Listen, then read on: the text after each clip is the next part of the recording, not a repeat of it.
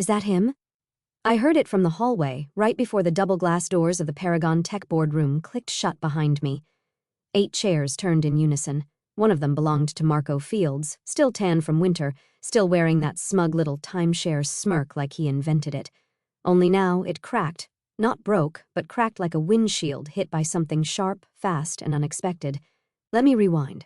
2 hours earlier, I was standing barefoot in my kitchen in a rental condo, 3 zip codes outside their glass castle, eating cereal out of a measuring cup. My suit jacket hung on a chair. Coffee was reheating in the microwave for the 3rd time. My dog, Finn, part retriever, part existential crisis, was licking peanut butter off my pitch notes. The invite on my phone glowed like some final boss achievement, Q1 integration review presentations by ARX Systems.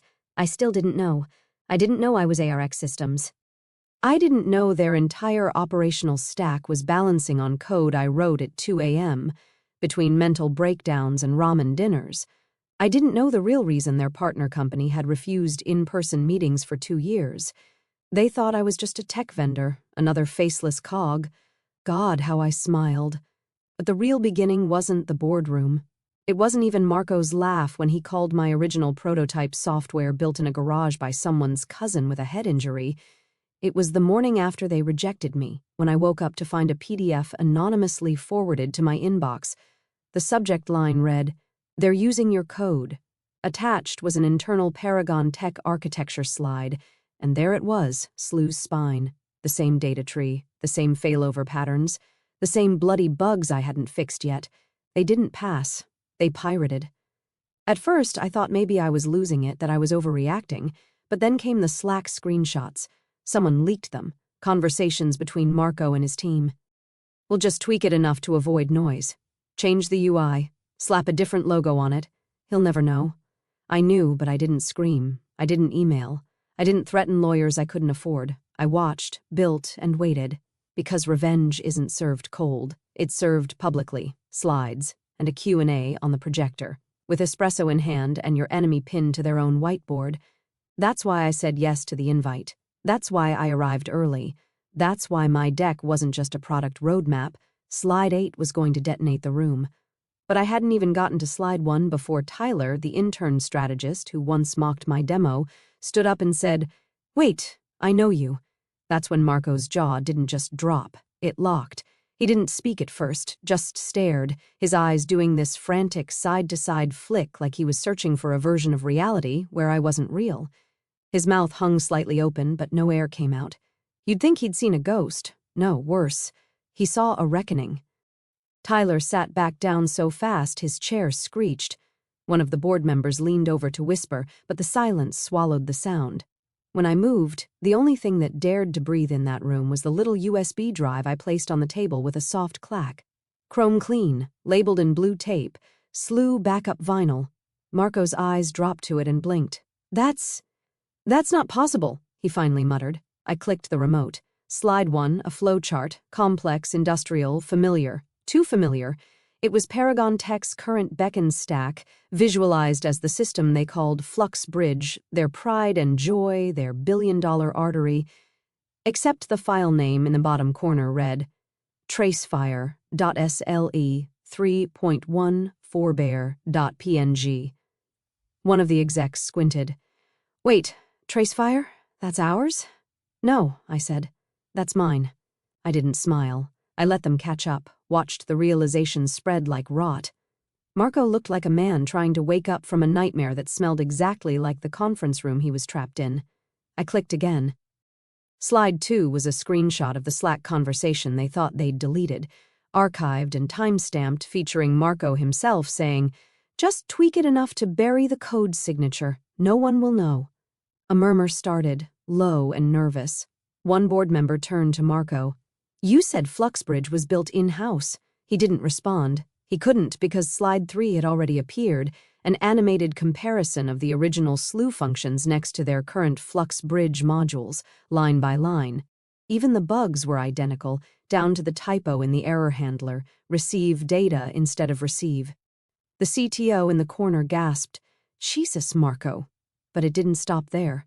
Slide 4 showed their own licensing payments for the last 18 months, all routed through shell entities ultimately traceable back to ARX systems, back to me. That's when the COO stood up. "Are you saying we've been paying the guy you told us was a joke?"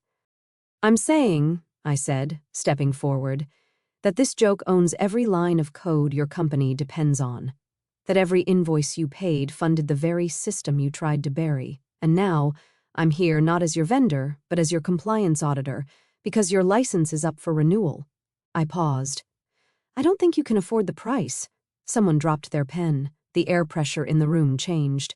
Marco's jaw finally closed, but only because he clenched it hard enough to crack a molar, and we were just getting started. I let the silence ferment, let it settle in their overpriced suits like the scent of something rotten just discovered under the floorboards. Marco leaned forward, elbows on the table, knuckles white, looking like a man cornered in a house he thought he'd built, only to realize the deed was never in his name. "You're bluffing," he said finally, his voice hoarse. "You can't prove ownership. Click." Slide 5, a patent certificate filed under a small Wyoming LLC with dates aligned perfectly, a registered codebase fingerprint, and even the notary's signature scanned in crisp detail. I watched his pupils contract. "I've had legal ownership for 3 years, I said, tone flat. "The shell company that licensed it to you? Legally mine. You've been paying me to use my software, quietly, obediently." I slid a manila folder across the table, thick with contracts, options, and clauses. "And now, we renegotiate. No way we're signing that," Tyler blurted, laughable in his bravado, like a chihuahua barking through a glass door. "Oh, you will," I said, stepping closer to the screen, "because if you don't, slide 6 goes public." Click. Slide 6, a side-by-side of 2 data leaks, one minor, one catastrophic. The minor one, dated 2 years ago, was a warehouse inventory misfire. The catastrophic one, a still unreported payroll overwrite that temporarily duplicated bonuses to the wrong set of employees. Both were caused by the same lazy patch to my code, a patch they implemented without my approval. "And here's the best part," I continued. "When your auditors ask why these errors occurred, they'll trace it to code modification after licensing, unauthorized tampering that voids indemnity." Another board member sat back, rubbing his temple. "You've basically got us by the throat," muttered the CFO. I shrugged. "I'm not here for revenge. I'm here for clarity." That was a lie, but it sounded good enough for the record. Marco's voice dropped. "I see now. What do you want? I want you to remember every time you laughed, every time you dismissed me, every time you stole, copied, and spun it like your own," I said, leaning forward, almost whispering. "And I want your company's future to rest on monthly payments that go through my hands, every update, every rollout, every feature you brag about in press releases. From now on, I approve them, or I pull the plug."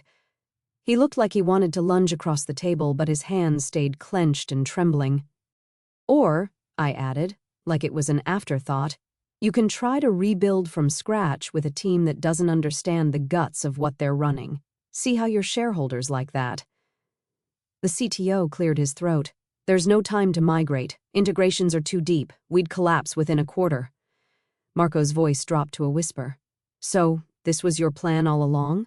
I just smiled. "No, Marco. My plan was survival. You gave me the reason to evolve." He looked around the room, but no one met his eyes. They were already reading the contract. I hadn't even shown them slide 7 yet. Slide 7 wasn't for the board, it was for Marco.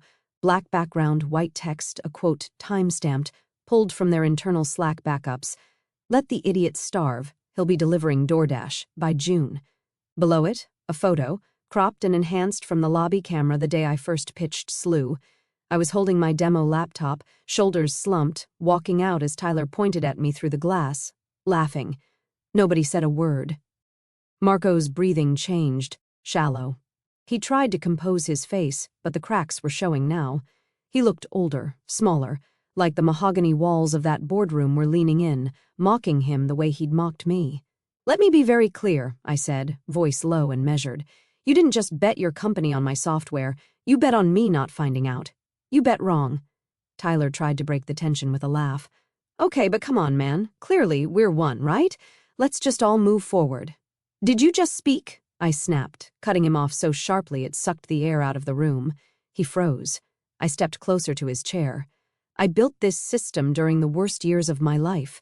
You mocked it, stole it, repurposed it, and you specifically thought it was funny to forward my pitch deck to your college group chat with the subject line, cringe.txt.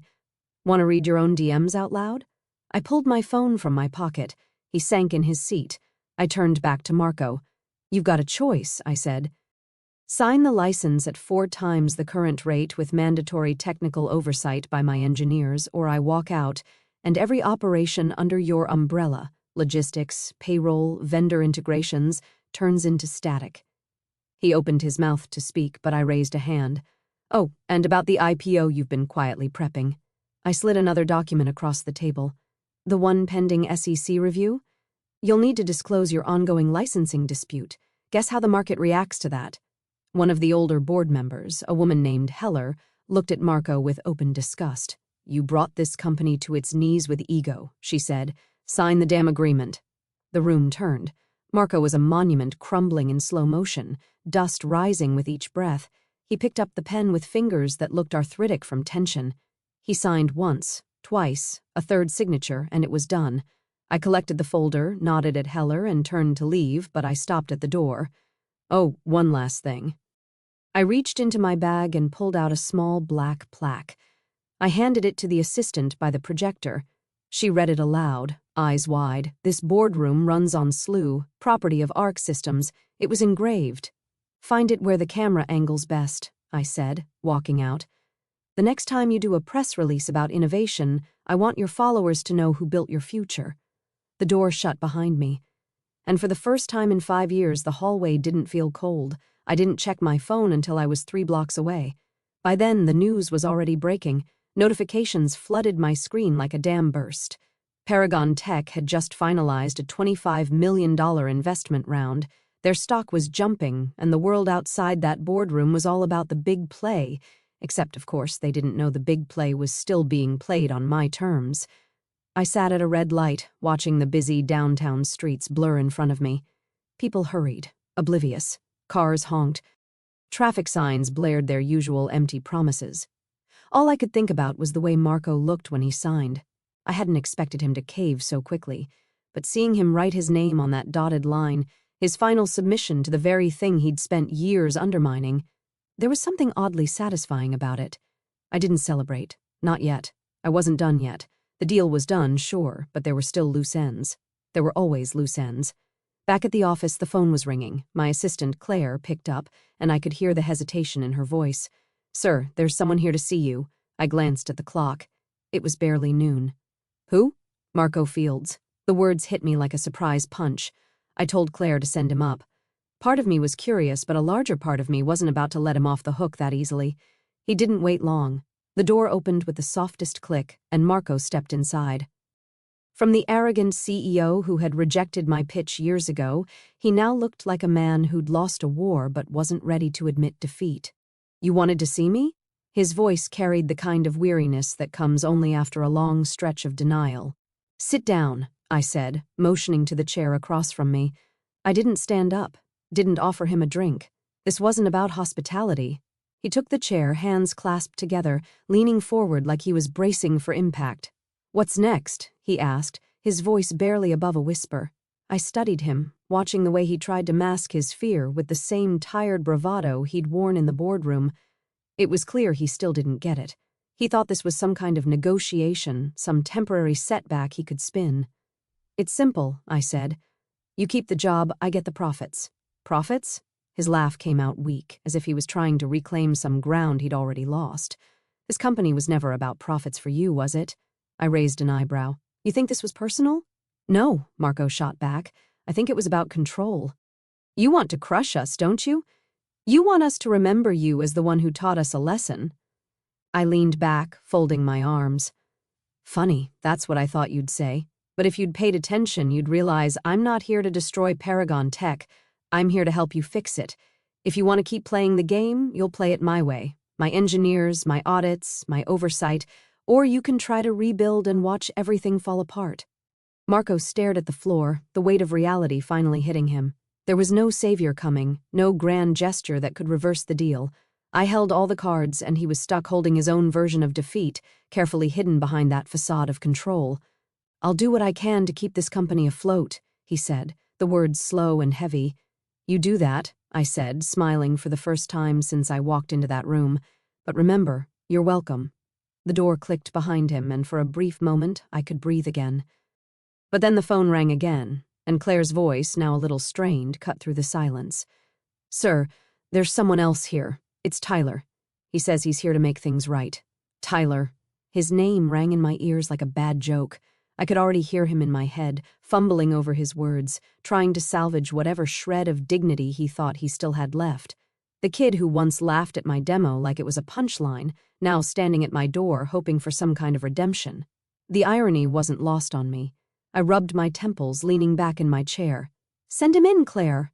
A minute later, the door cracked open. Tyler stepped in, looking the way a person does after realizing they've bitten off more than they can chew.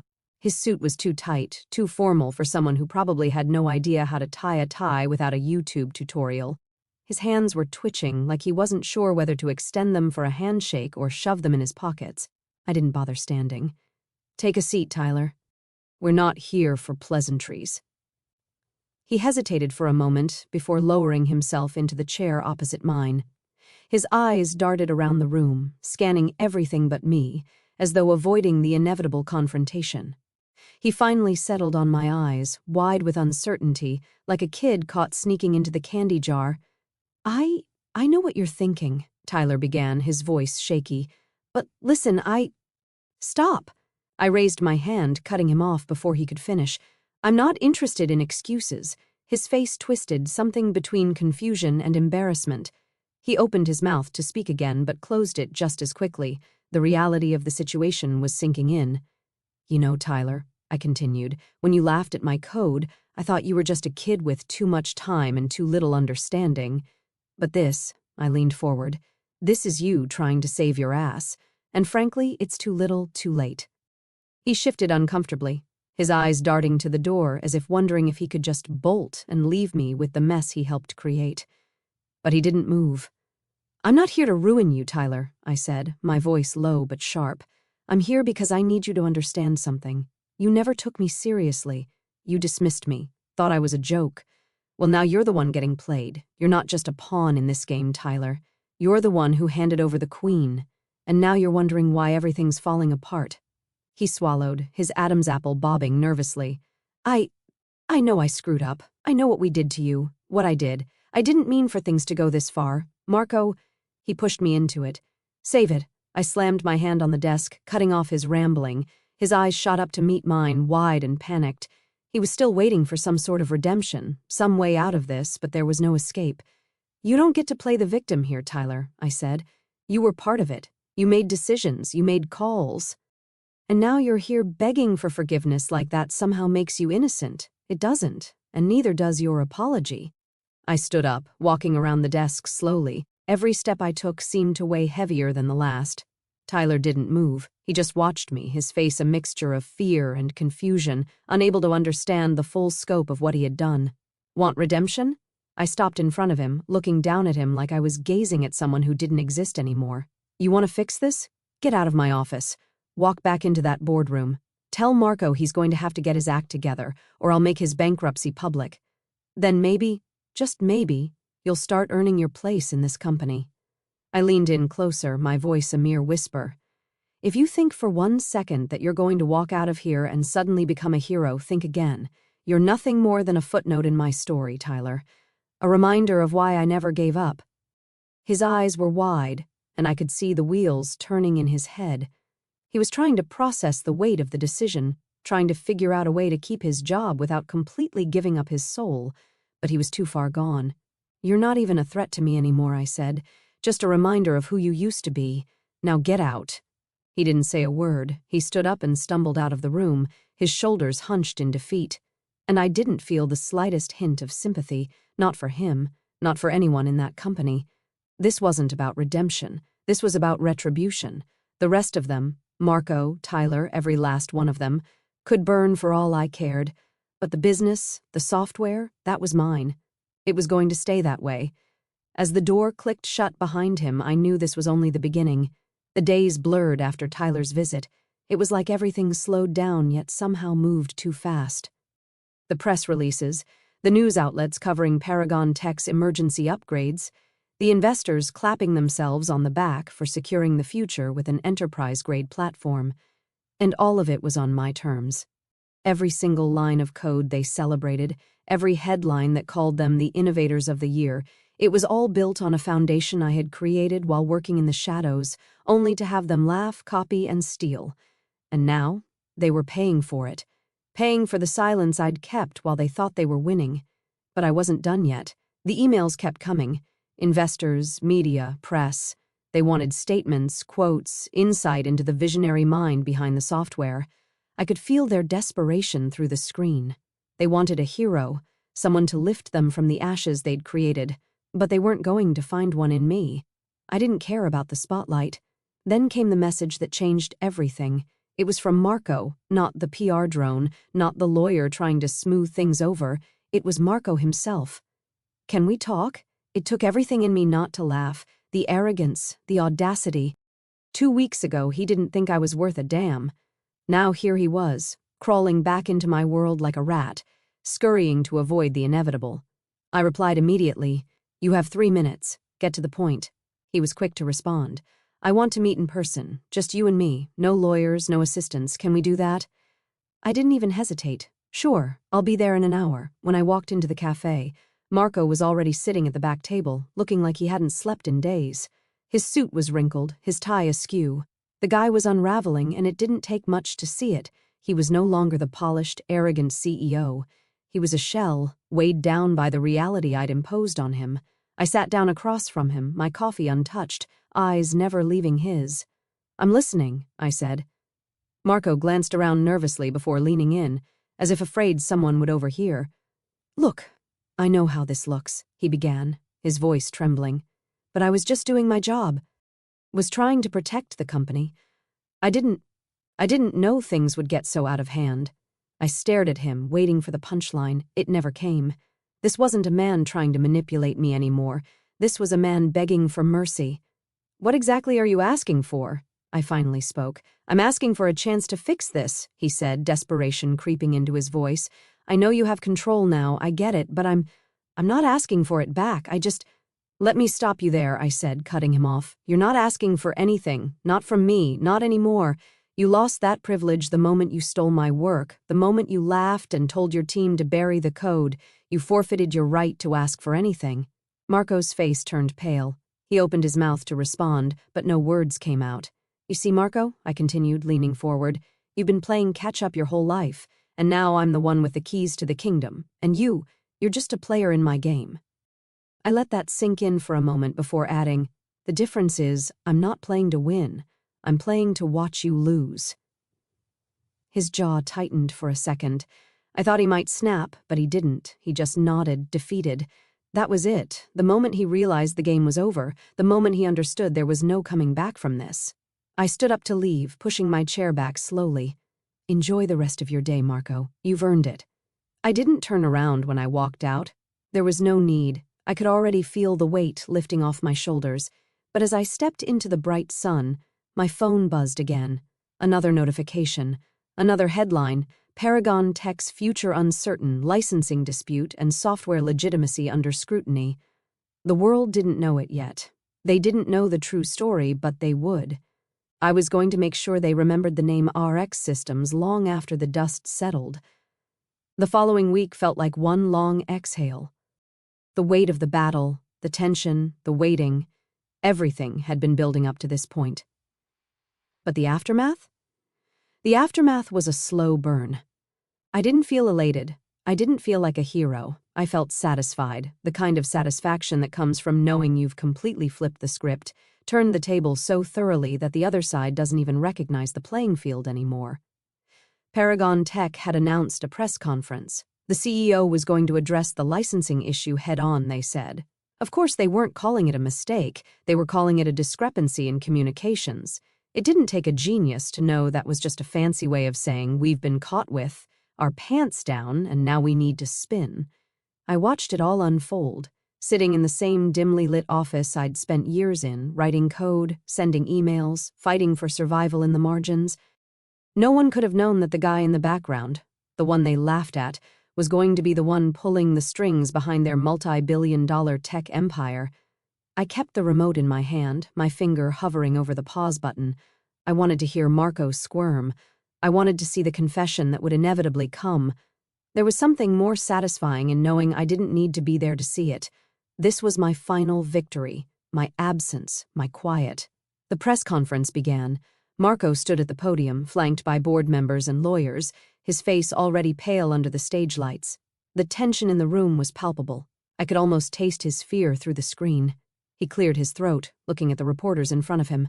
"We're here today to address some recent discrepancies regarding our licensing practices," he said, trailing off for a moment, the words clearly difficult to get out. "We have come to terms with the fact that our reliance on an external vendor for one of our internal systems has led to certain misunderstandings." The reporters exchanged glances. There was no applause. No applause for him, just silence.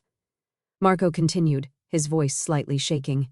"We are committed to resolving these issues with full transparency, and to that end, we've decided to increase our partnership with ARX Systems in a way that allows us to better integrate their technology into our future projects." I hit pause. That was it. The moment I knew they were in deeper than they could admit. It wasn't just about fixing their software problem anymore. It was about buying time, about keeping face, about pretending they could still be the company everyone thought they were.